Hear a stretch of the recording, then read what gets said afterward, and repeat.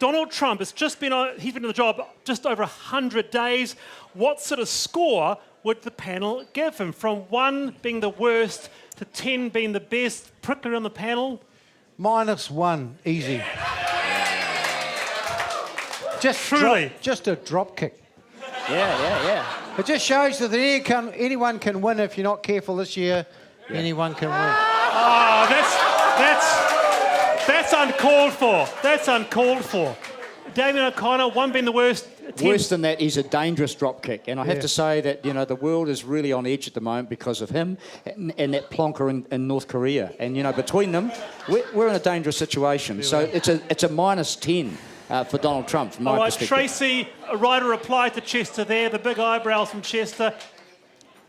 No, don't worry about it. All right, from 1 to 10, 1 being the worst, what would you give Donald Trump? Well, I wanted Bernie Sanders, so you've got to realise that I wanted Bernie Sanders. So I'm going to go for a 4. All right, a 4. What about you, James? I'm with those guys. I think he's the most dangerous person since Adolf Hitler. All right. Well, there's a tweet, isn't there? All right, Charlotte, you've got a guest. I've got a guest who's very, very similar to the man we've just been speaking about, actually. What do you think of those numbers that they've just said? That's insane. Most dangerous since Hitler. That is a big title. Nobody else in this room can claim that title. I'm doing very well for myself. I'll let you into a little secret. This is actually Alexander Sparrow, a Trump impersonator who's just been overseas in LA at an impersonation conference. Yes, I have. Yep. How did you get on? How did you get on? It went really well. I do a pretty dark take, and everybody else is corporate and safe, so that's nice. Okay. Yeah. And tell me about your makeup. How long does it take to do? It takes me a very long time to do my makeup, but let me tell you, it's totally worth it. I do a very good job.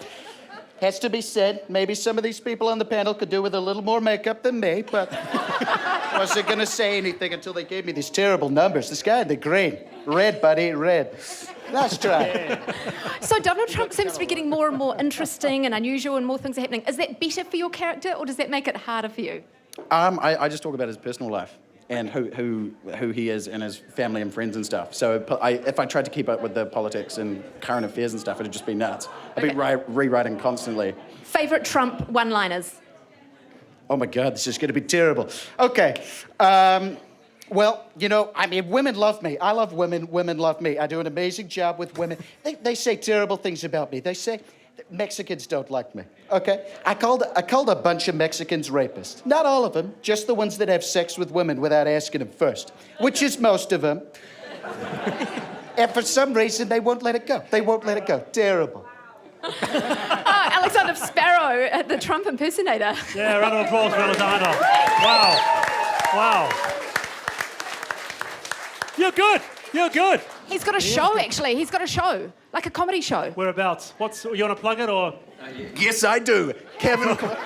Everybody come. It's Kevin Club, 24th to 27th of May. Tickets on Event Finder. It's called DJ Trump. Fantastic. Thank you for having me. Australasia. Very lucky. Far out. It's the hands, isn't it? It's the hands, big lead. The question now with James Coney being fired, the question now, things are really heating up. The question being is, should he be impeached? What do you think, James? Well, I don't know the details of it legally, right? But it's starting to look like he has done something that is illegal. The question isn't whether he should be, but whether he will be, right? Because he is, yeah, that's right, is because he is being protected by, the Republican, party around him, who obviously have a majority and can decide whether or not that, impeachment proceedings will go ahead. So I think it's unlikely to happen. It's largely academic. Are you kind of missing something, Damien? You're talking pretty negative about it, but my brother lives in Michigan, and he says everybody around him are kind of struggling. Middle-class people, really plummeting. So can you see the sort of angle he's going at with working-class people?